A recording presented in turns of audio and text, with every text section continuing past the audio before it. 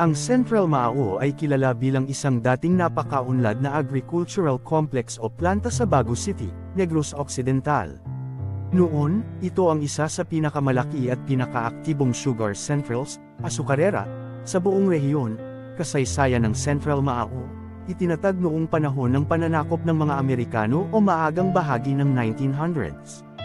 Isa ito sa mga pangunahing sugar central sa Negros na nagpo-proseso ng tubo para gawing asukal. Pinatatakbo ito ng Mao Sugar Central Company, na konektado rin sa mga lokal at banyagang negosyante. Naging sentro ito ng kalakalan at hanapbuhay sa buong Bagu City at Karatig Bayan. Bakit nasara ang Central Mao?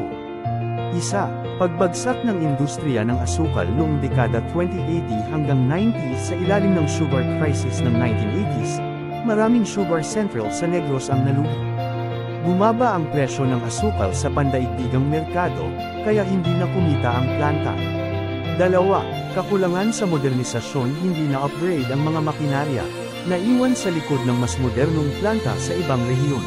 Tatlo, pag-alis ng mga investor at negosyante, maraming may-ari o operator ang umatras sa negosyo.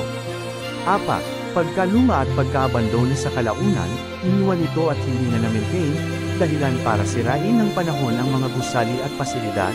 Kalagayan ngayon, abandoned na at tinuturing na isa sa mga ghost industrial sites sa Negros.